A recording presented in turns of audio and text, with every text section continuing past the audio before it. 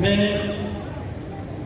اس وقت ملتمس ہوں اس ادارے کی روح رواں جنہوں نے اپنے والد ماجد کے دنیا کے چلے جانے کے بعد سے اب تک اس ادارے کو ایک انجمن کا درجہ دیا، اور جتنے بھی یہاں پر شعبے قائم کیے اور یہاں سے علم و عرفاں کے گویا کے چشمے یہاں سے جاری کیے۔ میری مراد حضرت مولانا ڈاکٹر قاسم محمود صاحب ہیں، ان سے ملتمس ہوں کہ وہ تشریف لائیں اور اپنے معزز مہمانوں کو اور آپ سب کو خوش آمدید کہیں اور آپ کی تشریف آوری پر شکریہ ادا کریں۔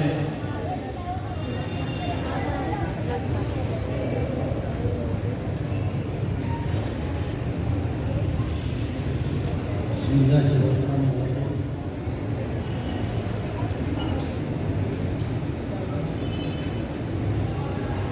قابل صدر کریم حضرت استاد محترم استاد العلماء حضرت مولانا عزیز الرحمان صاحب مدظل العالی، حضرات علماء کرام اور جامعہ کے اساتذہ، معزز مہمانان گرامی،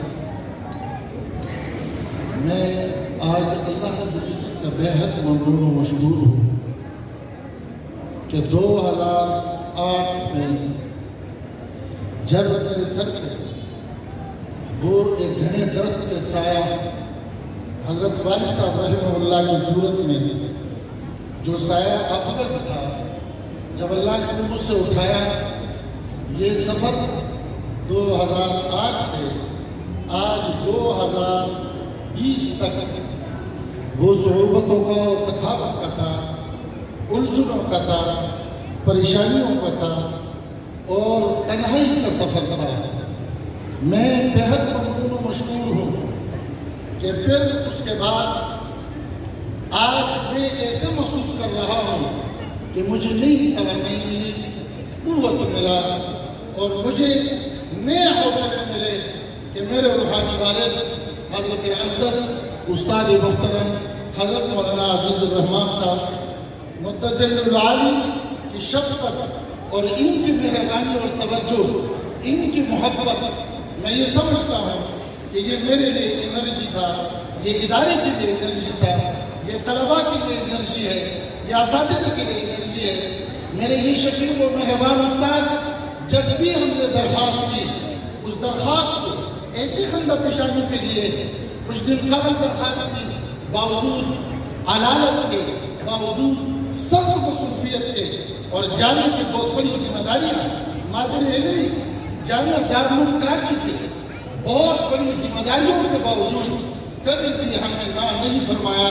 اس دفعہ بھی جب ہمارے طلباء جو اس سال فارغ ہو رہے ہیں، ان کی خواہش تھی کہ 8 تاریخ کو پروگرام ہو، ہم نے درخواست کی، حضرت نے ایسی شفقت فرمائی کہ باوجود اس مہینے میں اور خصوصاً اس ہفتے میں پروگراموں کے ازدحام اور ایک ہجوم، اس میں سے اپنی بیماری اور حالات کے باوجود آج جب یہاں تشریف لائے، اللہ جانتا ہے کہ ہماری خوشی کا انتہا ہے۔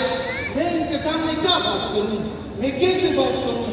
یہ وہ میرے مشرف استاد ہے کہ دارالعلوم میں پہنچنے پر سب سے پہلے میرے امتحان انہی کے پاس آیا اور پھر رابعہ سے لے کر کے 2 تک پڑھایا، شفقت سے سمجھایا، رہنمائی فرمائی، ہمیشہ ایسی شفقت فرمائی کہ میں سمجھتا ہوں کہ ایک شفیق اور مہربان باپ سے زیادہ انہوں نے ہمیں پذیرائی دی۔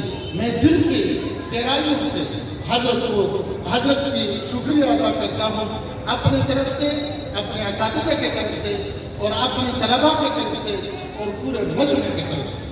عزیزان گرامی، اس کے بعد آج تو مسائل بھی فرمائیں گے جو میرے لیے اور فارغ التحصیل ہونے والے علماء اور مفتیان نظام کے لیے انشاءاللہ زندگی میں مشغلہ راہ یہ حیثیت رکھتے ہیں۔ اس ضمن میں ایک بات عرض کر رہا ہوں کہ زمانے کی تغیر بڑی تیزی سے کر رکھی ہے۔ موجودہ دور کے جو حالات ہمیں سامنا ہے، یہ حالات بڑے سخت ہیں، بڑے کربناک ہیں۔ یہ اب وہ دور ہے کہ یہ جب انہوں نے کروٹ لی، حالات بدلے، اب بارود اور اب اسلحہ اور میدانوں میں جگہ بدل لی، اب نظریاتی جنگ شروع ہوئی۔ اور پوری دنیا میں یہ نظریاتی جنگ بڑی زوروں سے لڑی جا رہی ہے اور بڑی قوت سے لڑی جا رہی ہے. جتنے مذاہب اور ہے، یہودیت اور عیسائیت، ان کو انہوں نے معاف کر دیا. عیسائیت اور یہودیت کو اب ایسی صورت اختیار کرنی پڑ گئی کہ وہ شکست کی طرف آگے بڑھ رہا ہے. اس وقت دنیا میں تہذیب کی جنگ اسلام کے ساتھ ہے. عزیز علماء کرام، عزیز مفتیان اعظام، اب جس جگہ ہم جائیں گے، دنیا والوں کی فکر، دنیا والوں کا سوچ اور دنیا والوں کی رائے وہ ایک اور معنی رکھتا ہے.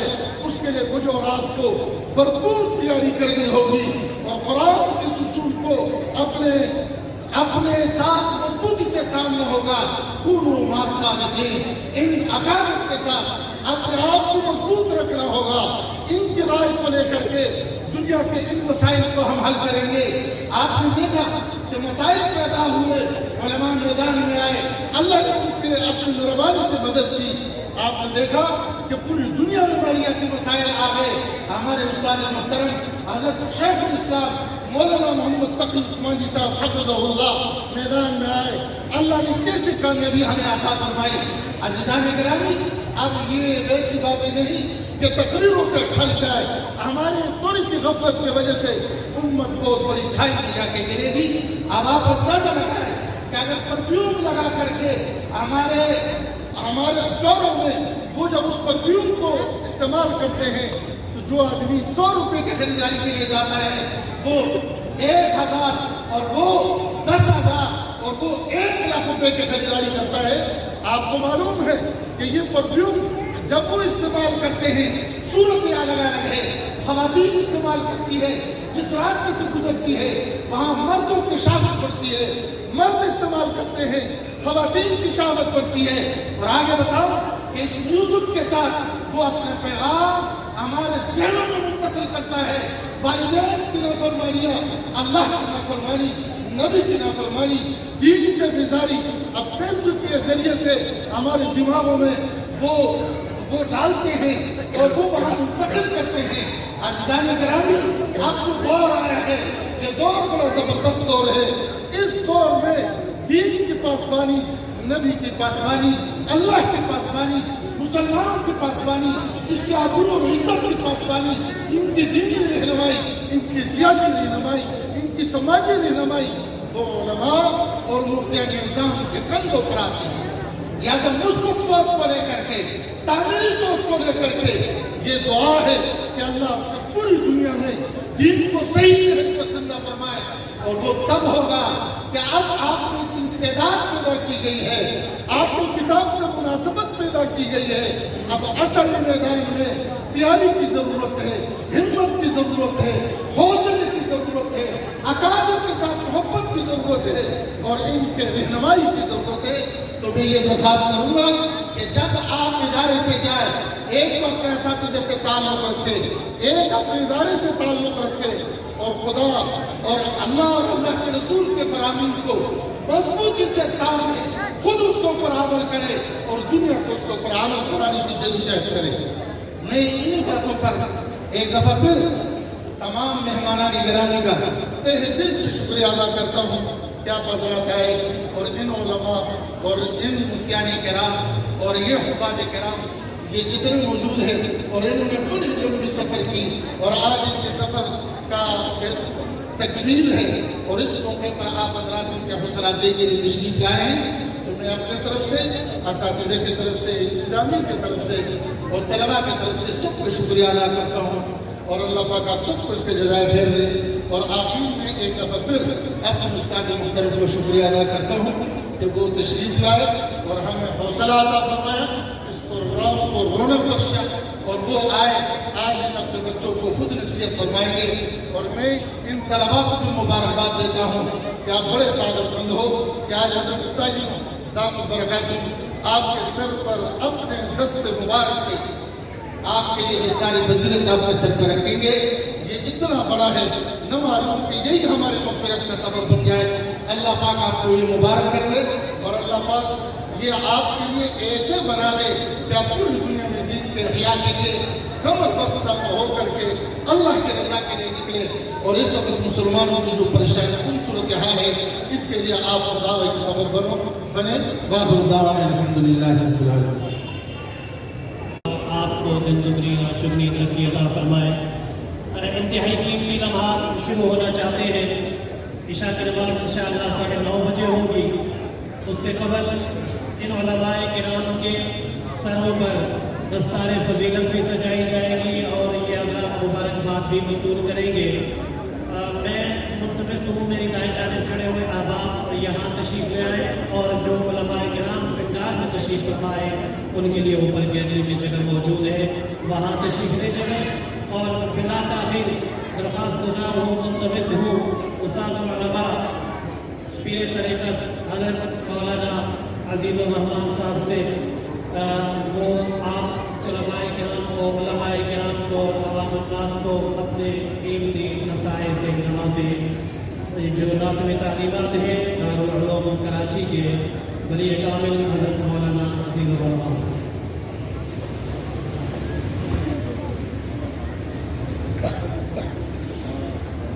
الحمدللہ رب العالمین والصلاة والسلام على سید الانبیاء والمرسلین وعلى آلہ وصحبہ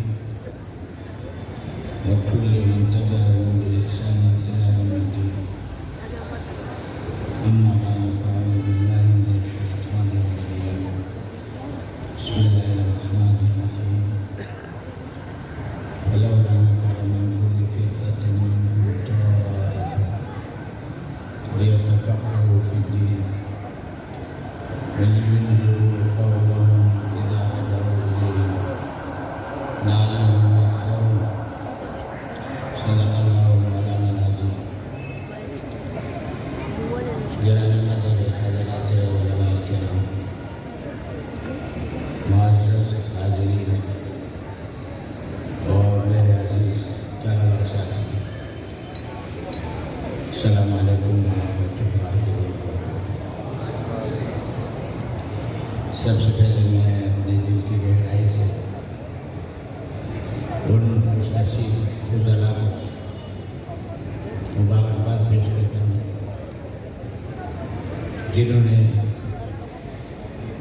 درس نظامی کی تکمیل کا شرف حاصل کیا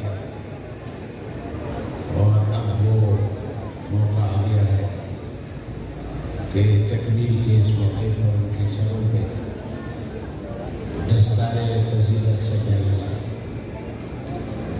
میں ان خوش نصیب بچوں کو بھی اپنے دل کے گہرائی سے مبارکباد پیش کرتا ہوں جنہوں نے حفظ قرآن کی تکمیل کی اور اب انشاءاللہ وہ تعلیم کے اگلے مرحلے میں قدم رکھیں گے. بخاری کے آخری حدیث پر رسمی طور پر درس نظامی کی بھی تقریر ہو گئی اور اللہ کے فضل و کرم سے اس کی عنایت سے تعلیمی سال بھی مکمل ہو. جب شوال کے مہینے میں تعلیم کا آغاز ہوتا ہے تو جن حالات سے ہم گزر رہے ہیں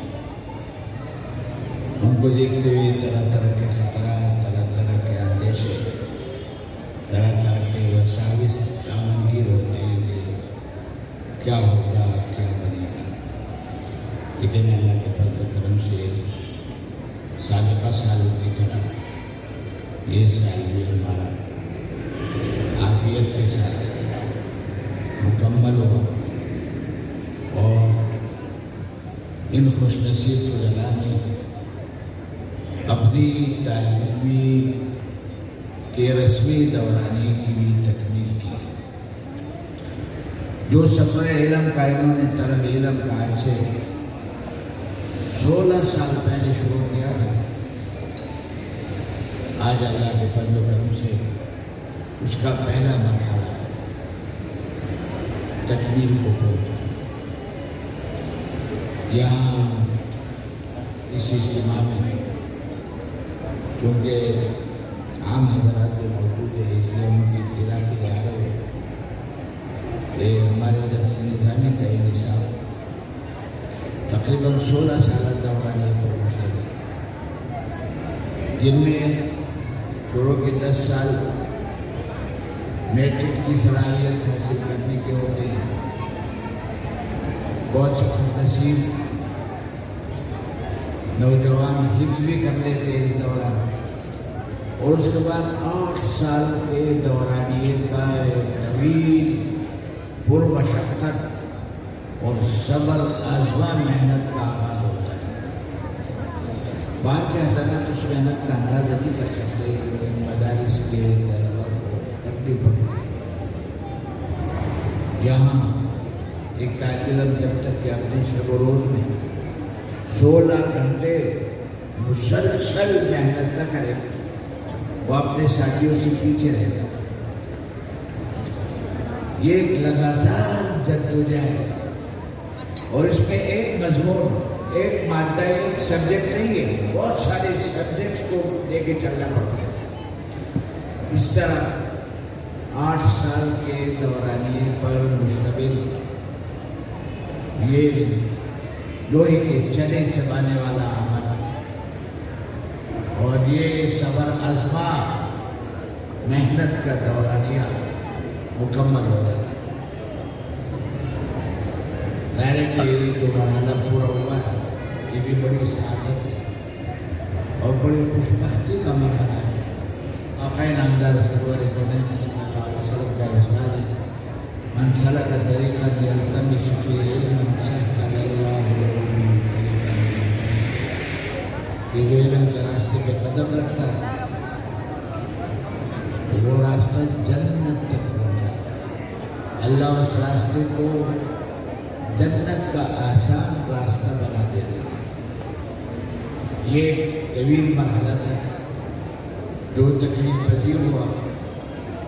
میں نے عرض کیا کہ رسمی تعلیمی کا زمانہ گزر گیا، تو میرے عزیز فضلاء اس بات کو سمجھ رہے ہوں گے کہ طلب علم ایک ایسا ناپیدا کنار سمندر ہے جس کا کوئی ساحل نہیں، یہ ایک ایسا میدان ہے جس کا کوئی کنارہ نہیں۔ العلم من المہد الی اللحد، یہ تو مسلسل جاری رہتا ہے، اور جتنا آدمی منتظری کرتا ہے اتنی اس کی تشنگی بڑھ جاتی ہے۔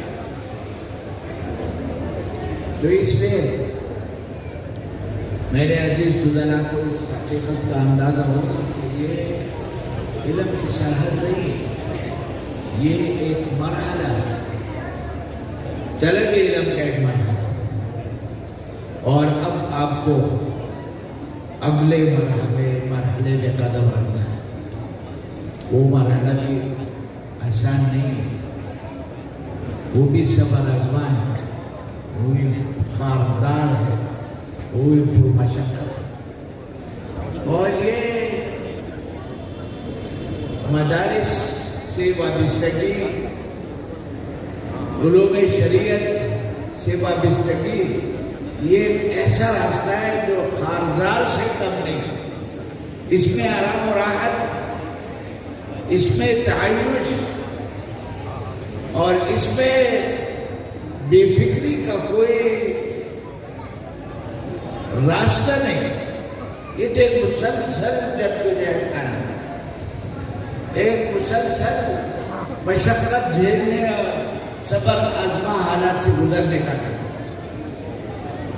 ہم جن بزرگوں کے نام لیوا ہے، سلف کے ہوں یا خلف کے، ان کے سوانے اگر آپ پڑھے تو انہوں نے کبھی بھی اپنے آپ کو کسی حد پہ پہنچا کے یہ تعصب نہیں دیا کہ بس ہو کے آپ مزید نہیں پڑھو، مسلسل لگے رہتے تھے، مسلسل لگے رہتے تھے، یہاں تک کہ موت کے گھڑی آ جاتی ہے۔ امام ابو یوسف رحمۃ اللہ علیہ کا واقعہ مشہور ہے جو سوانی کتابوں میں لکھا ہوا ہے۔ امام ابو یوسف رحمۃ اللہ علیہ کی جو جلیل القدر شخصیت تھی اس کا اندازہ کیا جا سکتا ہے کہ وہ مجتہد بھی تھے، وہ بہترین محدث بھی تھے، وہ اعلیٰ درجے کے فقیہ بھی تھے، اور اس کے ساتھ ساتھ وہ قائم اللیل بھی تھے، اور ایک بڑا منصب جو ان کو حاصل تھا اسلامی خلافت کے قاضی القضات بھی تھے، یعنی اسلامی خلافت کی چیف جسٹس تھے۔ اسلامی خلافت کا مطلب یہ کہ خلافت کا وہ پورا دائرہ جو آج موجودہ دور میں 56 ریاستوں میں پھیلا ہوا ہے، 56 اسٹیٹس میں پھیلا ہوا ہے، یہ ایک اکائی تھی، اور اس کے قاضی القضات رئیس القضات اس کی چیف جسٹس امام ابو یوسف رحمۃ اللہ علیہ۔ آپ اندازہ لگا سکتے ہیں کہ یہ جو اللہ رب العزت نے کتنے مناسب سے ان کو نوازا تھا، تو ان کے علم کا کیا مقام ہوگا اور کیا شان ہوگی۔ لیکن بادشاہ نے دکھایا کہ جب ان کے مرض وفات کا وقت آیا تو ایک شاگرد ان کی عیادت کے لیے آئے، تو بجائے اس کے کہ وہ اپنی بیماری کے بارے میں کچھ بتاتے ہیں، حکیموں کے علاج کے طریقوں کے بارے میں کچھ مشورہ ہوتا، انہوں نے آنے والے صاحب سے جو ان کے شاگرد نے پوچھا کہ یہ بتاؤ کہ حج کے موقع پہ جمرات کی رمی ماشیاً افضل ہے یا راکباً افضل ہے؟ یعنی موت سر پہ کھڑی ہے، مرض وفات کی حالت ہے، لیکن اپنی جسمی جان کی فکر نہیں ہے، فکر ہے تو شریر مسئلے میں اور خود۔ شاگرد نے بتایا کہ ماشیاً افضل ہے، فرمایا نہیں۔ پھر شاگرد نے بتایا کہ راکباً افضل ہے، فرمایا نہیں۔ اور پھر بتایا کہ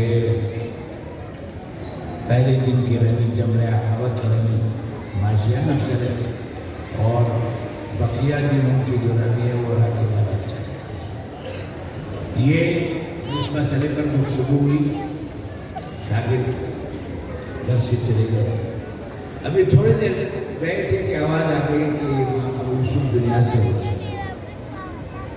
آپ اندازہ لگائیے علم کی جستجو اور طلب کس قدر مٹھی میں پڑی ہے۔ اس لیے میرے عزیز ساتھی، میرے آپ سے گزارش بھی ہے اور آپ کو نصیحت بھی ہے اور آپ کو وصیت بھی ہے کہ آپ یہ نہ سمجھیں کہ ہم علم کے کسی اونچے مرحلے تک پہنچے۔ آپ نے ایک ابتدائی مرحلہ سچ کیا ہے، ابھی عشق کے میدان اور بھی ہے، ابھی آپ کو مزید ہماری زندگی میں آگے بڑھنا ہے، اپنے علم میں پختگی پیدا کرنی ہے، اپنے اخلاق و عادات کو اور بہتر انداز میں سنوارنا ہے، آپ کو خلق خدا کی رہنمائی کرنی ہے۔ یہ مدارس اسی مقصد کے لیے اور آپ بھی اسی مقصد کے لیے یہاں جمع ہیں۔ ہم سب کو اس بات کا احساس کرنا چاہیے کہ اس کائنات میں سب سے بڑی دولت ایمان کی دولت ہے۔ باقی ساری چیزیں انسان کی درجے کی، سب سے بڑی دولت ایمان کی دولت۔ اللہ رب العزت نے ہر مسلمان کو اس ایمان کی دولت سے نوازا ہے، اور یہ دولت اللہ رب العزت سے ہماری کسی طلب اور جستجو کے بغیر چھپ پر پڑھ کے ہمیں عطا فرمائی۔ ہم مسلمان ماں باپ کی گودوں میں پلے، ان کے طفیل ہمیں کلمہ نصیب ہو۔ آپ تصور کیجئے اگر ہم کسی عیسائی گھرانے میں یا کسی ہندو اور سکھ گھرانے میں پیدا ہوتے تو کیا ہم اپنے تحقیق سے حلقہ بگوش اسلام بنتے؟ تاریخ میں سے واقعات ہیں، لیکن کروڑوں اربوں میں ایک عام طور پر ہوتا یہی ہے کہ ابواہ یہودانی ہو، نصرانی ہو، مجوسی، کہ جو ماحول ہوتا ہے ماں باپ کا وہ اثر انداز ہوتا ہے، اور وہ انسان اپنے ماں باپ کے رنگ میں رنگ جاتا ہے، ان کے نقش قدم کرتا ہے۔ اللہ رب العزت نے چھپ پر پھاڑ کے یہ دولت ہمیں عطا فرمائی۔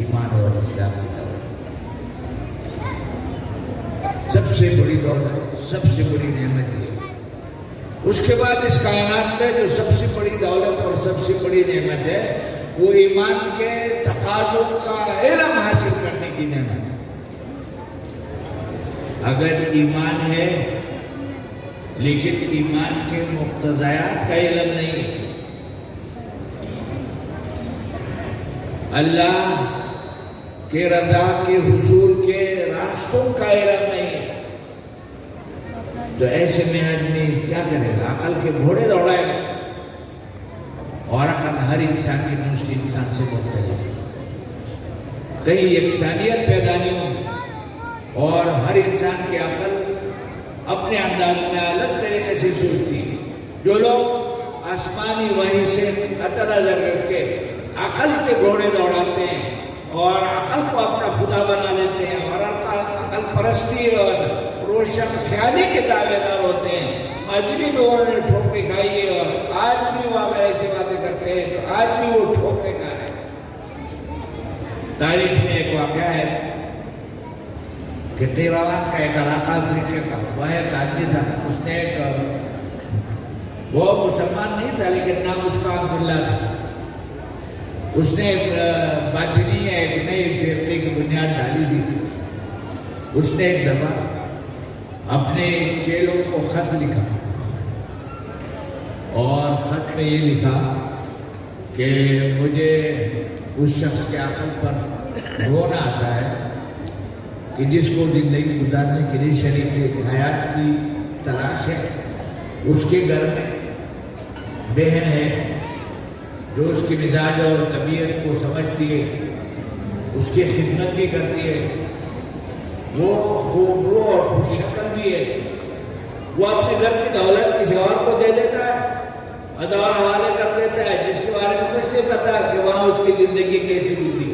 और एक ऐसी खातून को अपने घर लाता है शरीक हयात बनाने के लिए, जिसके बारे में कुछ नहीं आता कि इस दिवाली ज़िंदगी से ही गुजर सकेगी, क्या बस में हम मिजाजी और मुफाहमत होगी या नहीं होगी, इसका कुछ अंदाजा नहीं। तो वो कहता है कि अगर वो उसकी खिदमत करती है, उसको उसके खाने में माँ के साथ ताउन करके शरीक होती है, तो वो उसकी बीवी क्यों नहीं बन सकती? अगर वो इसको नजरअंदाज करता है और दूसरी जगह तलाश करता है तो ये वो अकल का दुश्मन है। आप ये बात है, इस बात पर आप जितनी चाहे लानत भेजें, इसलिए कि है लानत वाली बात, लेकिन हम इस वक्त से लानत भेजते हैं ना कि हमें आसमानी तालीमात का मतलब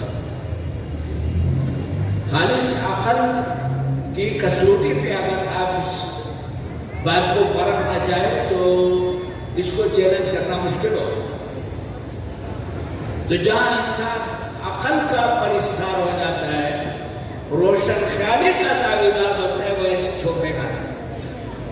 आपने सुना होगा यूरोप में एक नया तबका वजूद में आ गया है जिनको गे कहते हैं। गे बाकायदा उनका लिटरेचर है, आप उनको कानूनी तौर पर भी तहफ़्फ़ुज़ात हासिल हो गए हैं हुकूमतों की तरफ से, उनके माशरे में उनका बड़ा चर्चा है और वो ऐसी मखलूक है कि साहब उनका कहना है कि मर्द के मर्द से शादी होनी चाहिए और औरत की औरत से शादी। ये नया तबका है और लोग पजीराई करते हैं, लोग उस तबके से जुड़ते हैं। बाकायदा उनका एक लिटरेचर दुनिया में, उन्होंने अपने कानूनी हुकूक मंगा लिए हुकूमतों से। ये किस वजह से किया? आसमानी वही से तो कोई इस्तिफादा है नहीं। अकल में ये बात आई कि इस तरह बाहमी लज्जत परस्ती में कुछ सुकून है, फायदा है, तो उस उन्होंने अपना मजहब बनाया। तो जब इंसान वही को नजरअंदाज करता है, अकल को अपना खुदा बना लेता है, अकल परस्ती में आ जाता है, तो इस तरह की ठोकेगा। अकल बिलाशुबा अल्लाह की तरफ से एक बड़ी नेमत है, एक बड़ा जरिया है हुस्न और क़ुव्वत के पहचान का, लेकिन हर चीज अकल के तराजू में नहीं तुलती।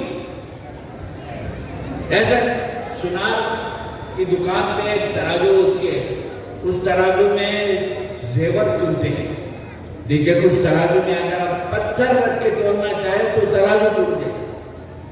یہ معاملہ عقل کا ہے۔ عقل میں ایک خاص حد تک عقل انسان کا ساتھ دیتی ہے، لیکن ایک وقت ایسا آ جاتا ہے کہ عقل کو سہارا نہیں بنایا جا سکتا، ورنہ انسان تباہی کے گڑھے میں گر جاتا ہے۔ اس لیے میں عرض کر رہا تھا کہ ایمان کے دولت کے بعد سب سے بڑی نعمت اور دول جو ہے دولت، وہ ایمان کے مقتضیات کا علم حاصل کرنا۔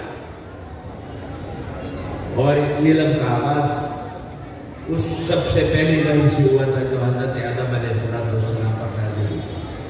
مختلف انبیاء علیہ السلام پر صحف نازل ہوتے رہے، کتابیں نازل ہونی شروع ہوئی، اور وحی کا آخری جامع ترین حکیمانہ مفصل مجموعہ قرآن کریم کی شکل میں ہمارے سامنے۔ اور چونکہ اس وحی کے بعد کوئی وحی آنے والی نہیں تھی، اور آقائے نامدار سرور کونین صلی اللہ علیہ وسلم کے بعد کسی نبی کو آنا نہیں تھا، اس لیے اللہ رب العزت نے اس وحی کی حفاظت کا خود ذمہ دیا ہے۔ اِنَّا نَحْنُ نَزَّلْنَا الذِّكْرَ وَإِنَّا لَهُ لَحَافِظُونَ، کہ ہم نے اس کو اتارا اور ہم اس کی حفاظت کرنے والے ہیں۔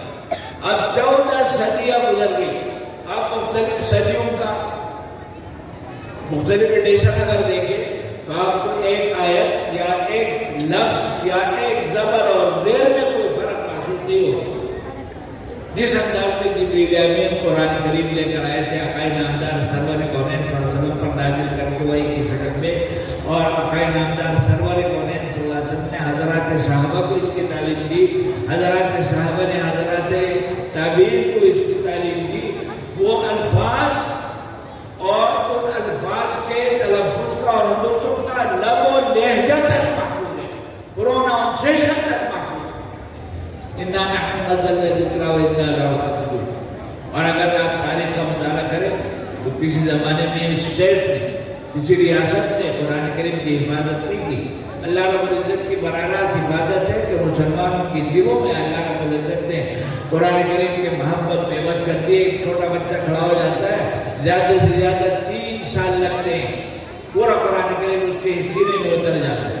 اور میں نے ایسے خوش نصیب بچوں کو بھی دیکھا کہ 1 سال میں قرآن شریف حفظ کیا، اور ایسے بچے کو بھی دیکھا کہ 7 سال کا تھا اور 6 مہینے میں قرآن شریف حفظ کیا۔ وَقَدْ يَسَّرْنَا الْقُرْآنَ لِلذِّكْرِ، اللہ رب العزت نے اس کو آسان بنایا اور اس کی حفاظت کا خود ذمہ لیا ہے۔ ہمارے اس ملک میں اس گئے گزرے دور میں جبکہ حافظ قرآن کے سر پر کوئی تاج نہیں رکھتا، نہ اس کے سینے میں کوئی تمغہ سجایا جاتا ہے، بلکہ اور طرح کے تانے ملتے ہیں ہم کو، لیکن اس کے باوجود ہمارے ملک میں سالانہ 90,000 بچے حافظ بن رہے ہیں، جن میں تقریباً 15-16 ہزار تعداد بچیوں کی ہوتی ہے۔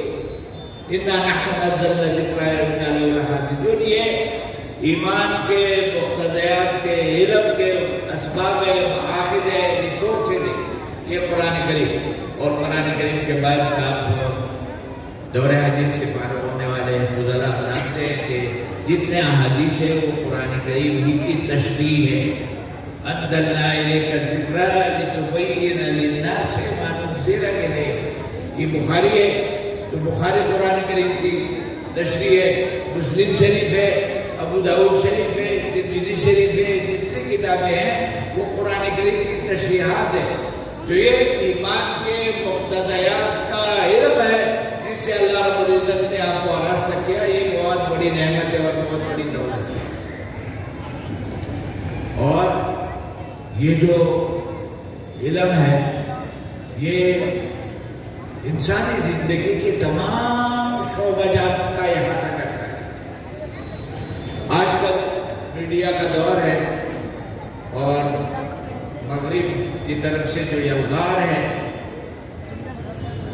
فلسفیانہ نظریات کی، اس یلغار میں سے ایک یہ بھی ہے کہ جو مذہب ہوتا ہے نا وہ انسان کے زندگی کا ایک اضافی شعبہ ہے، وہ ایک پورشن ہے زندگی کا۔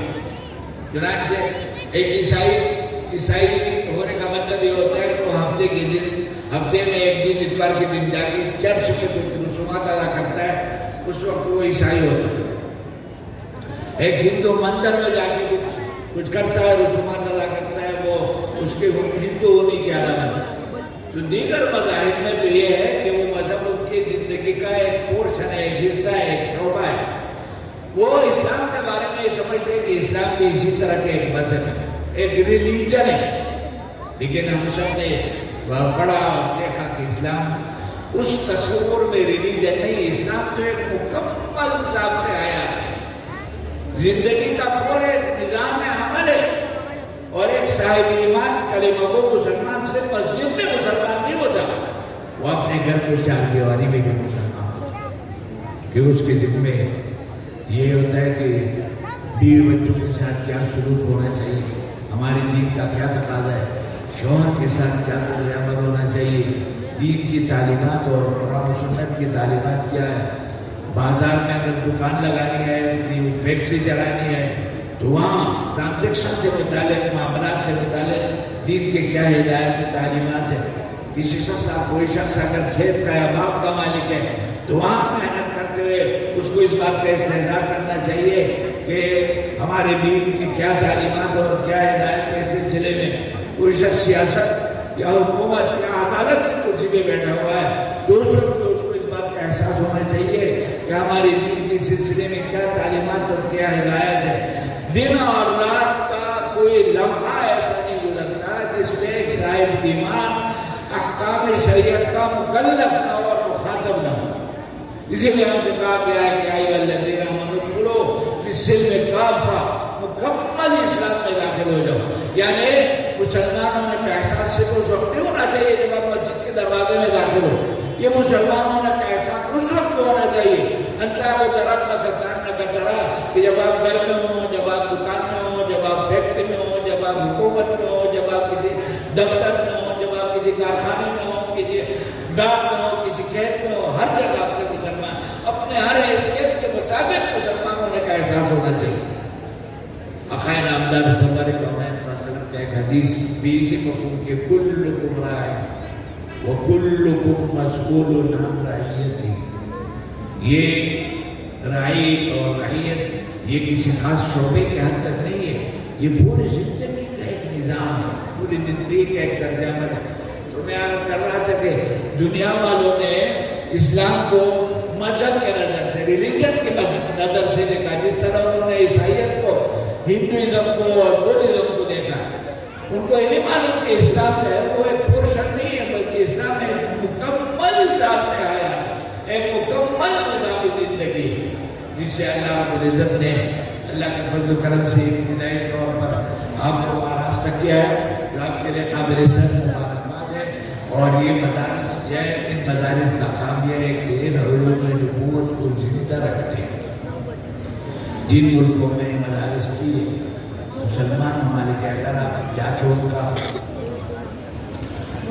معائنہ کریں تو ایسا لگتا ہے کہ بکری ان کا ایک ریوڑ ہے اور بھیڑیا ان کو پر مسلط ہے۔ دین، مذہب، اسلام کی روایات، اسلام کی قدریں وہ خواہشات کی بھیڑ چڑھ گئی ہے۔ اسلام صرف ایک فلسفیانہ انداز میں اسکولوں میں سبجیکٹ کے طور پر پڑھایا جاتا ہے۔ اسلام لوگوں کی زندگیوں میں نہیں ہے، نہ اسلام کے بارے میں یہ تاثر ہے کہ یہ ایک مکمل ضابطۂ حیات ہے، مکمل نظامی زندگی ہے۔ اس لیے کہ وہ مدارس میں، اسکولوں میں، کالجوں میں اسلامیات بطور ایک سبجیکٹ کے داخل ہے اور وہ فلسفیانہ اور نظریاتی طور پر داخل ہے۔ ہماری زندگی سے ان کا کوئی تعلق نہیں۔ اللہ کے فضل و کرم سے یہ اللہ پر اللہ کا بڑا انعام ہے، بڑا کرم ہے کہ ہمارے مدارس آباد ہیں جہاں اسلامی محافظ تک ہماری رسائی ہے۔ ہم قرآن کریم حفظ کرتے ہیں، ہم قرآن کریم پڑھتے ہیں، ہم قرآن کریم کی تلاوت کرتے ہیں، ہم اس کو سمجھتے ہیں اور زیادہ گہرائی سے اس کو سمجھنے کے لیے پورا درس نظامی کا سلسلہ ہے۔ ان مدارس کا کام الف سے لے کے یا تک صرف قرآن کریم کی خدمت ہے، قرآن کریم کی عبادت ہے، قرآن کریم پر عمل ہے، قرآن کریم کی دنیا والوں کو دعوت ہے۔ اگر آپ نحوی پڑھتے ہیں تو اس لیے پڑھتے ہیں کہ آپ کو عربی قواعد سے مناسبت پیدا ہو. آپ مزار سر پڑھتے ہیں تو اس لیے پڑھتے ہیں تاکہ قرآن کریم کی جو زبان ہے اس زبان تک آپ کے رسائی ہو. آپ اگر فقہ اور اصول فقہ کی کتابیں پڑھتے ہیں تو اس لیے کہ وہ جو قرآن کریم کے اندر شرعی اور فروعی احکام ہے ان کی تفصیل آپ کے سامنے آ جائے. یہ جتنی کتابیں ہیں اور جتنا نصاب ہے درس نظامی کا سب قرآن کریم کی خدمت کے لیے. تو یہ بڑی سعادت کی بات ہے کہ اللہ رب العزت نے ہمیں ہم سب کو بطور منتظم کے، بطور مدرس کے، بطور ایک مستفید کے، متعلم کے مدارس سے وابستہ کیا ہوا ہے. اور یہ اللہ کا بہت بڑا انعام ہے. پر ایمان کے بعد سب سے بڑی دولت اور سب سے بڑی نعمت جو ہے وہ ایمان کے تقاضوں کا علم حاصل کرنے کی. اور یہ مدارس اسی کام کے لیے. دنیا والے جو اسلام کے دشمن ہیں وہ براہ راست اسلام کو نشانہ نہیں بناتے. اسلام کو براہ راست وہ تانا نہیں دیتے. براہ راست اسلام پر اٹیک نہیں کرتے. ان کو یہ ان کے لیے مشکل ہے. وہ ان مدارس پر اٹیک کرتے ہیں. ان مدارس سے وابستگان پر اٹیک کرتے ہیں. ان کو کہتے ہیں یہ رجت پسند لوگ ہیں، یہ خیانوسی لوگ ہیں، یہ بے پڑھ لوگ ہیں، یہ تاریخ کے الٹ چل رہے ہیں. اور ان مدارس کے اندر علم نہیں پڑھایا جاتا. ان مدارس کے اندر سائنس نہیں ہے. ان مدارس کے اندر ٹیکنالوجی نہیں ہے. یہ مدارس جو ہے دہشت گردی کے اڈے ہیں. وہ ان مدارس کو بدنام کرتے ہیں تاکہ ان مدارس کا نظام خراب ہو تو پھر اسلام خود بخود الیاذ باللہ اس کو ختم کرنے کے لالچ سے محنت کرنے کی ضرورت ہے. یہ مدارس بہت بڑی نعمت ہے. اور ان مدارس کے اندر اللہ کے دین کی حفاظت کا کام ہوتا ہے، اللہ کے دین کے فروغ کا کام ہوتا ہے، اللہ کے دین کی تعلیم و تعلم کا کام ہوتا ہے. خیرکم من تعلم القرآن وعلمہ. اور اسی وجہ سے اللہ کے فضل و کرم سے ہمیں اللہ رب العزت نے جہاں اسلام کی دولت سے نوازا ہے وہاں ایمان اور اسلام کے مرتجات کے علم کی دولت سے بھی نوازا ہے. اس سے بہت بڑی دولت ہے. اور علم نعمت جتنی بڑی ہوتی ہے اس کی قدر اتنی زیادہ ہوتی ہے. جس طرح ایمان ایک بڑی دولت اور نعمت ہے اس کی قدر ایک بزرگ فرمایا کرتے تھے کہ اللہ رب العزت نے ایک چپ پر پڑھ کے ایمان کی دولت ہمیں عطا فرمائی. ہمارا کام یہ ہے کہ اس ایمان کو بچاتے بچاتے قبر تک لے جائیں. اس کے بعد انشاءاللہ بیڑا پار ہے. اگر ہم نے زندگی کے نشیب و فراز میں اس ایمان کی ناقدری کی خدا نہ خواستہ تو اتنا بڑا خسارہ ہوگا کہ خسارت دنیا اور آخرت ہماری کھوٹی ہوگی. تو جس طرح ایمان کی قدر ہمیں کرنی چاہیے اور زندگی کے ہر موڑ پر قدر کرنی چاہیے، اسی طرح یہ جو علم کی دولت اللہ رب العزت نے ہمیں عطا فرمایا اس کی قدر بھی ضروری ہے. اس کی قدر یہ ہے کہ اس کو مستحکم کیا جائے، اس کو مزید اس کی جستجو کی جائے. اور اس کا جو تقاضا ہے وہ ہے کہ خلق خدا کی اصلاح کے لیے اس کو استعمال کیا جائے. قرآن کریم کی جو آیت ہے لِيَتَفَقَّهُوا فَلَوْلَا نَفَرَ مِن كُلِّ فِرْقَةٍ مِّنْهُمْ طَائِفَةٌ لِيَتَفَقَّهُوا فِي الدِّينِ وَلِيُنذِرُوا قَوْمَهُمْ إِذَا رَجَعُوا إِلَيْهِمْ کہ تفقہ پیدا کرنا چاہیے. تفقہ کا مطلب ہے کہ سرسری معلومات نہیں بلکہ مستحکم استعداد، دین کی صحیح فہم ہونی چاہیے. تفقہ دائرہ کے درس نظامی کی تکمیل سے ایک طلب علم کا ایک ابتدائی مرحلہ سفر ہوتا ہے. تفقہ کے لیے مزید یکسوئی اور زندگی کی ضرورت ہے. میں اس کی مثال دیا کرتا ہوں کہ ہمارے ملک میں میڈیکل کالج ہے، بہت سارے میڈیکل کالج ہے اور ہر سال ہزاروں نوجوان وہاں سے ڈاکٹر بن کے نکلتے ہیں. تو شروع کے جو 4 سال ہوتے ہیں وہ تھیوری کے ہوتے ہیں، لیکن 4 سال پڑھنے کے بعد ایک میڈیکل کالج کے اس فاضل کو کے اندر یہ صلاحیت نہیں ہوتی کہ وہ کسی مرض کی تشخیص کر سکے، ڈائگنوز کر سکے کسی کو نسخہ لکھ کے دے سکے یا کسی مرض کی کوئی دوا تجویز کر سکے، یہ صلاحیت اس میں نہیں ہوتی۔ انجیکشن لگانے کی بھی صلاحیت نہیں ہوتی۔ حالانکہ 4 سال وہ میڈیکل کالج میں پڑھتا رہا ہوتا ہے، اس کے بعد وہ 1 سال لگاتا ہے کسی پروفیسر کی نگرانی میں ہاؤس جاب کرتا ہے، تو اس کے اندر کچھ صلاحیت پیدا ہو جاتی ہے، وہ مرض کی تشخیص کی بھی صلاحیت پیدا ہو جاتی ہے، پہچان کی بھی صلاحیت پیدا ہو جاتی ہے، اور کچھ مناسب علاج تجویز کرنے کی بھی صلاحیت پیدا ہو جاتی ہے۔ لیکن اس کے باوجود میڈیکل کالج سے نکلنے والا جو نوجوان ہوتا ہے، ہاؤس جاب کرنے کے باوجود عام آدمی اس کی ہمت نہیں کرتا کہ اگر وہ کسی پیچیدہ مرض میں مبتلا ہے تو اس کے بعد جائے کہ ڈاکٹر صاحب میرے اندر ایک بیماری ہے، بلکہ وہ اس کی کوشش کرتے ہیں کہ اسپیشلسٹ کے پاس جائے، جس نے 20 30 40 سال اس میدان کے خواب چھانے پریکٹس کی ہو، اس کو تجربہ ہو، ایکسپیرینس ہو، اس کے بعد جاتا ہے اور اسے اپنا علاج کرتا ہے۔ اس کا مطلب ہے کہ یہ معاملہ جو ہے نا، یہ ترقی پذیر معاملہ ہے۔ تو اسی طرح یہ معاملہ درس نظامی کا بھی ہے کہ درس نظامی سے فارغ ہونے والے فاضل کو کہ میں فارغ و تحصیل ہو گیا، یہاں تو فراغت کا تصور نہیں ہے، اس کو چھٹی نہ ملی جس نے سبق یاد کیا۔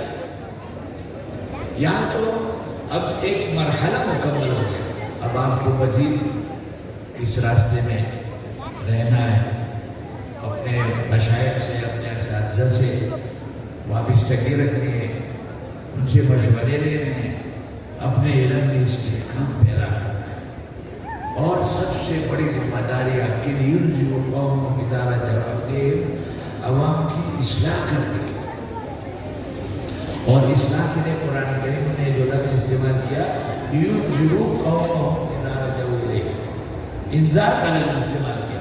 تمام طور پر یُنذِرُ قَوْمَهُمْ إِذَا رَجَعُوا إِلَيْهِ کا ترجمہ یہ کرتے ہیں کہ تاکہ لوگوں کو جا کے قوم کے لوگوں کو ڈرائے۔ یہ ترجمہ ہم اس وجہ سے کرتے ہیں کہ وہ اردو کا دام اتنا وسیع نہیں ہے کہ اس میں عربی کی خصوصیات کا صحیح ترجمہ یا اس کی ترجمانی کی جا سکے۔ 2 لفظ ہیں عربی میں، ایک ہے تخویف اور ایک ہے انذار۔ تخویف کے معنی ہے کہ طبعی طور پر کسی کو ڈرانا، سانپ سے ڈرانا، بچھو سے ڈرانا، کتے سے ڈرانا، تلوار سے یا ہتھیار سے ڈرانا، یہ تخویف ہے۔ اور انذار کے معنی ہے دل سوزی کے ساتھ بات پہنچانا، ہمدردی کے ساتھ اصلاح کرنا۔ انبیاء علیہ السلام کی صفت مخوف نہیں ہے، نذیر، ابن قریۃ الا خلا فیہا نذیر، نذیر کا لفظ استعمال کیا ہے۔ یُنذِرُ قَوْمَهُمْ، انذرتکم کا لفظ استعمال ہوا ہے کہ یہ کام انذار کا ہے۔ لہذا میرے ساتھی، اب جب آپ معاشرے میں جائیں گے تو آپ کا منصب نبوت والا کام شروع ہو، اور یہ جو حدیث ہم پڑھتے ہیں کہ علماء ورثۃ الانبیاء، بعض اوقات اس کے تقدس اور مقصد کی شرافت کی طرف ذہن ڈالا جاتا ہے، لیکن اس کی مسئولیت کی طرف ذہن نہیں جاتا۔ العلماء ورثۃ الانبیاء کا مطلب ہے کہ جس طرح انبیاء علیہ السلام نے قوم کی اصلاح کے لیے مجاہدے کی، مشقتیں جھیلی، تکلیفیں اٹھائی، اور دل سوزی کے ساتھ ہر قسم کی برائی سر مول لے کے انہوں نے اللہ کا کلمہ پہنچایا، یہ کام ہم ان مدارس کے فضلاء کو یُنذِرُ قَوْمَهُمْ إِذَا رَجَعُوا، اور اس کے لیے ضروری ہے کہ آپ کا رویہ مشفقانہ ہو، آپ کے طرز عمل میں خشونت نہ ہو، آپ کے طرز عمل میں اشتعال نہ ہو، آپ کے طرز عمل میں تندخوئی نہ ہو۔ جیسا کہ 2 صحابہ کو نبی کریم صلی اللہ علیہ وسلم نے بھیجا تھا، آپ نے جگہ جگہ پڑھایا، تو ان کو نصیحت فرمائی کہ بشرا ولا تنفرا، بشرا ولا تنفرا۔ یہ زندگی کے میدان میں آپ جا رہے ہیں، بہت سے لوگ یہ سمجھتے ہوں گے کہ آپ مشکل سے گزر رہے ہیں، آسانی کا زمانہ آنے والا ہے، ذاتی طور پر جب میں اس قسم کے مجالس میں شریک ہوتا ہوں تو دو متضاد قسم کے تاثرات میرے دماغ میں آتے ہیں. ایک تاثر خوشی کا ہوتا ہے میرا، جو ان فضلاء نے جو سفر شروع کیا تھا طلب علم کا، 15-16 سال کا ایک طویل سفر اللہ کے فضل و کرم سے وہ عافیت کے ساتھ تکمیل پذیر ہوا. یہ خوشی کا ایک تاثر ہوتا ہے. لیکن دوسری تو مجھے تاثر ہوتا ہے کہ معاشرے میں جائیں، معاشرہ بگڑا ہوا ہے، لوگ دین سے دور ہیں، دین کے بارے میں کچھ ان کو معلومات نہیں ہے، اور جو معاندین اسلام ہے وہ دین پر حملہ ہو رہے ہیں. آپ کو ایک نئے معرکے میں داخل ہونا ہے. آپ کے لیے سرخ قالین آپ کو نظر نہیں آئے گا کہ آپ کے راستے میں بچھا ہوا اور پھول کے گجرے لے کے لوگ کھڑے ہو آپ کے گلے میں ڈالنے کے لیے. آپ کو کانٹوں میں چلنا پڑے گا، اس کے لیے آپ کو تیار ہونا ہے. اور اس کی تیاری یہ ہے کہ آپ کا علمی استعداد بھی آپ کے مضبوط ہو، آپ کا طرز عمل بھی شگفتگی کا طرز عمل ہے، آپ کا طرز عمل وہ خند پیشانی کا طرز عمل ہے، بشارت کا طرز عمل ہو، خوشخبری کا طرز عمل ہو، مفاہمت کا طرز عمل ہو، ڈرانے، خوفزدہ کرنے، متنفر کرنے کا طرز عمل ہے. آپ اپنے آپ کو عوام کی رسائی میں رکھیں کہ لوگ آسانی سے آپ تک پہنچ سکیں. اگر آپ کی طبیعت میں خشونت ہے، آپ کی طبیعت میں تندخوئی ہے، تو پھر آپ سے کوئی استفادہ نہیں کر سکتے. آپ اپنے آپ کو لوگوں کی رسائی کریں اس تصور کے ساتھ اور اس احساس کے ساتھ اور اس عزم کے ساتھ اب آپ کو میدان میں اترنا ہے. لیکن اگر جذبہ صحیح ہو تو انشاءاللہ اللہ کی مدد آتی ہے. انشاءاللہ اللہ آپ کے لیے راستے کھولیں گے. الذین جاہدوا فینا لنہدینہم سبلنا. جو صحیح طریقے سے اللہ کے راستے میں نکلتا ہے اس کے لیے راستے کھلتے چلے جاتے ہیں، اس کے راستے میں کوئی رکاوٹ نہیں ہوتی. میں بہت زیادہ وضاحت کا نہیں دینا چاہتا اور میں ایک دفعہ پھر مبارکباد پیش کرتا ہوں ان سب خوش نصیب فضلاء کو جنہوں نے درس نظامی کی تکمیل کی ہے. کچھ نے ماشاءاللہ تخصص فی الافتاء کی تکمیل کی ہے، کچھ خوش نصیبوں نے ماشاءاللہ حفظ قرآن کی تکمیل کی ہے. میں ان سب کو اپنے دل کے گہرائی سے مبارکباد پیش کرتا ہوں. ان کے سرپرستوں کو، ان کے خاندان والوں کو بھی اپنے دل کی گہرائی سے مبارکباد پیش کرتا ہوں. اللہ رب العزت آپ سب کا مستقبل روشن فرمائے اور آپ کو اپنے دین کا سچا اور کامیاب داعی بنائے. وآخر دعوانا الحمدللہ رب العالمین.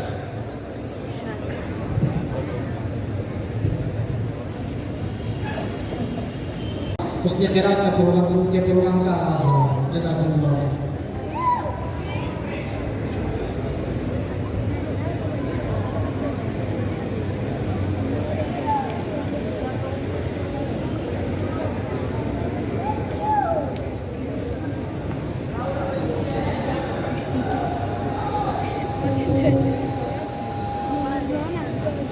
ماشاءاللہ یہاں علماء کرام اور طلبہ علوم دینیہ کا مبارک اجتماع ہے. یہ پررونق، یہ منور، یہ نورانی اجتماع، اس میں اپنی شرکت کو اپنے لیے باعث سعادت سمجھتا ہوں اور میں شکریہ ادا کرتا ہوں ڈاکٹر آصف محمود صاحب کا کہ انہوں نے مجھے اس میں شرکت کی سعادت سے نوازا ہے. میں شاید اس جیسے اجتماع میں میری پہلی حاضری ہے. جامعہ مقصد العلوم میں مجھے دیکھ کر انتہائی مسرت ہو رہی ہے کہ جو باغ ان کے والد ماجد مولانا مظفر الدین صاحب رحمۃ اللہ علیہ نے لگایا تھا، وہ باغ نہ صرف کہ قائم ہے بلکہ اور برق و باغ لگایا اور ترقی پذیر ہے.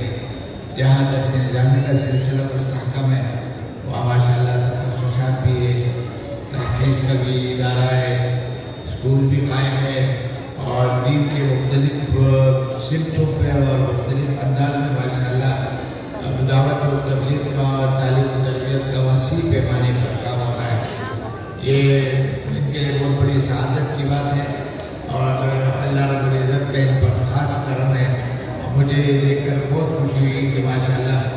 इनकी निगरानी में और इनके सरपरस्ती में माशाल्लाह ये निज़ाम न सिर्फ के कायम है बल्कि रोज़ बरोज़ वो तरक्की है। अल्लाह इसको और ज़्यादा बढ़ाए और इस इदारे को दीन की खिदमत के लिए कबूल फरमाए। दुआ कीजिए। अल्लाह लकल हम्द हम्दन कसीरन तय्यिबन मुबारकन फीह ला नुहसी सनाअन अलैका अन्ता कमा अथनैता अला नफ्सिक। अल्लाह लकल हम्द हम्दन तय्यिबन कसीरन मुबारकन फीह ला नुहसी सनाअन अलैका अन्ता कमा अथनैता अला नफ्सिक। अल्लाहुम्मा सल्लि अला सय्यिदिना व नबियिना व हबीबिना व मौलाना मुहम्मद व अला आलिहि व सहबिहि व बारिक वसल्लिम। रब्बना ज़लमना अनफुसना व इन लम तग़फिर लना व तरहमना लनकुनन्ना मिनल ख़ासिरीन। रब्बना ला तुज़िग़ क़ुलूबना बअद इज़ हदैतना व हब लना मिन लदुनका रहमा इन्नका अंतल वह्हाब। या हय्यु या क़य्यूम बिरहमतिका नस्तगीथ अस्लिह लना शअनना कुल्लह व ला तकिलना इला अनफुसिना तरफ़त ऐन। अल्लाहुम्मा अन्फ़अना बिमा अल्लमतना व अल्लिमना मा यनफ़अुना। अल्लाहुम्मा अन्फ़अना बिमा अल्लमतना व अल्लिमना मा यनफ़अुना। अल्लाहुम्मा इन्ना नसअलुकल हुदा वत्तुक़ा वल अफ़ाफ़ा वग़िना। अल्लाहुम्मा अहदिना व सद्दिदना। अल्लाहुम्मा अहदिना व सद्दिदना। अल्लाहुम्मा अल्हिमना रुश्दना व क़िना शुरूर अनफुसिना। अल्लाहुम्मा हब्बिब इलैना al-ईमान व ज़य्यिनहु फ़ी क़ुलूबिना व कर्रिह इलैना al-कुफ़्र वल फ़ुसूक़ वल इस्यान वजअलना मिनर राशिदीन। अल्लाहुम्मा इजअलना मिनर राशिदीन। अल्लाहुम्मा इजअलना मिनर राशिदीन।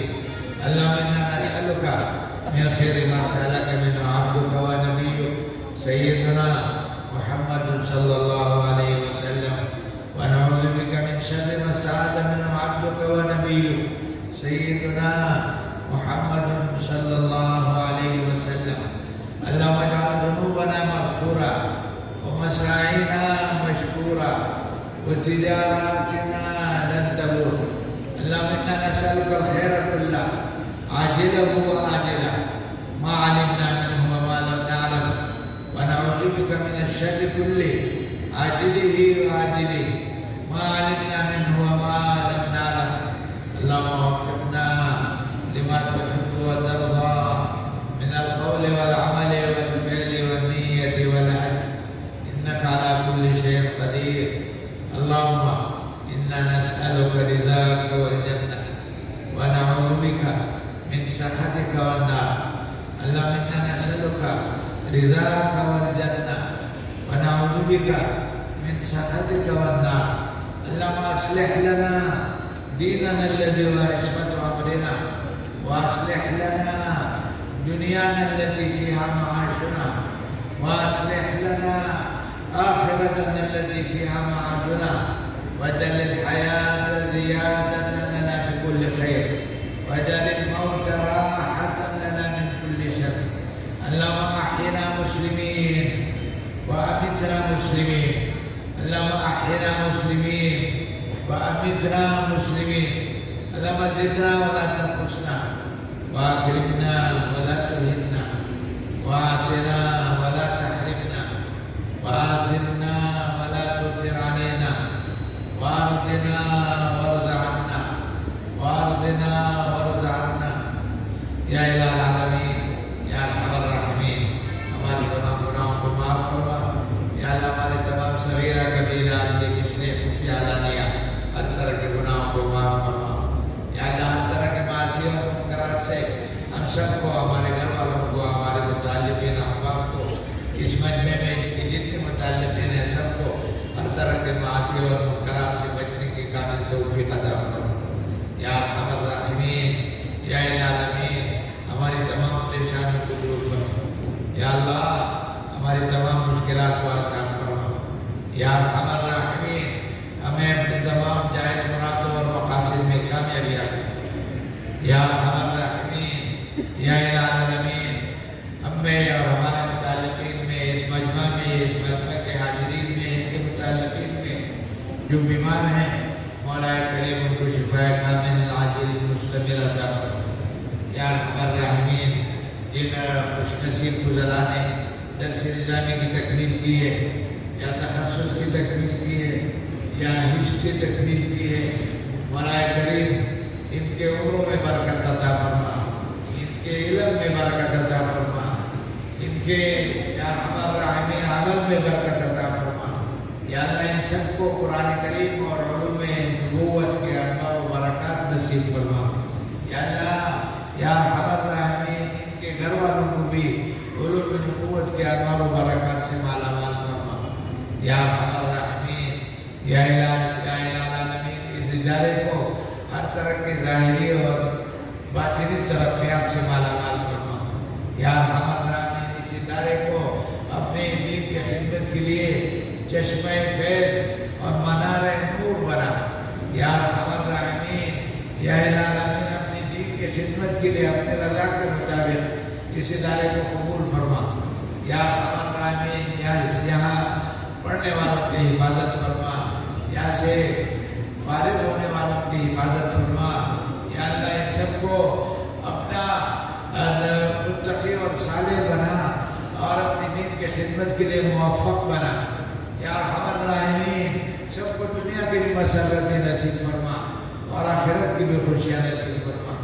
اس ادارے کے جو رئیس ہے ڈاکٹر قاسم محمود صاحب اور یہاں کے اساتذہ اور یہاں کے منتظمین اور یہاں کے معاونین، یا اللہ سب پر اپنا خاص فضل فرما۔ یا ارحم الراحمین سب پر اپنا خاص فضل فرما۔ یا اللہ ان سب کو ہر طرح کی خوشیاں اور ہر طرح کی مسرتیں نصیب فرما، دنیا کی بھی خوشیاں نصیب فرما اور آخرت کی بھی خوشیاں نصیب فرما۔ یا ارحم الراحمین اس ادارے کے جو صوبے زیر غور ہیں، یا اللہ ان میں کامیابی عطا فرما۔ یا ارحم الراحمین اس ادارے کی جو مشکلات ہیں ان مشکلات کو آسان فرما۔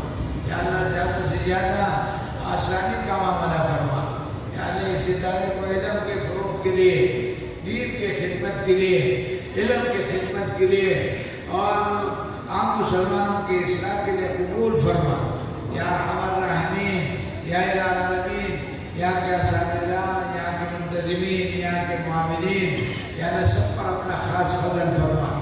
یا ارحم الراحمین یا الہ العالمین ڈاکٹر قاسم محمود صاحب کو عمر میں برکت عطا فرما۔ یا اللہ ان کے کاموں میں برکت عطا فرما۔ یا ارحم الراحمین ان کو زیادہ سے زیادہ یا اللہ موفق بنا۔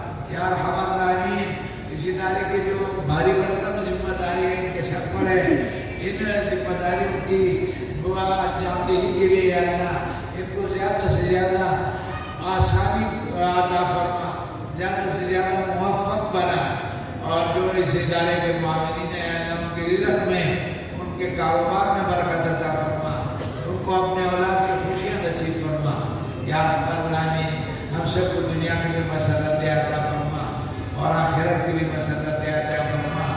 یا اللہ پاکستان کے جتنے دینی مدارس ہیں سب کی حفاظت فرما، سب کے اساتذہ کی حفاظت فرما، طلبہ کی حفاظت فرما، منتظمین اور معاونین کی مدد فرما۔ یا ارحم الراحمین ہمارے اسکول کو بھی یا اللہ اسکول کی بھی اصلاح فرما۔ یا ارحم الراحمین اسکول کو سلامتی اور استحکام عطا فرما۔ یا اللہ یا اسلام کا بول بالا فرما۔ یا ارحم الراحمین اسکول کو ہر طرح کے داخلی اور خارجی فتنوں سے اپنے حفظ و امان عطا فرما۔ یا ارحم الراحمین اسکول سے بدعنوانی کو، بد انتظامی کو اور بد امنی کو دور فرما۔ یا ارحم الراحمین اسکول سے بے روزگاری اور کاروباری کمزوری، یا اللہ اسکول سے مہنگائی اور وہ جو مشکلات جس سے عوام دو چار ہیں ان سب کا ازالہ فرما۔ یا ارحم الراحمین ہمیں حکومت عادلہ نصیب فرما۔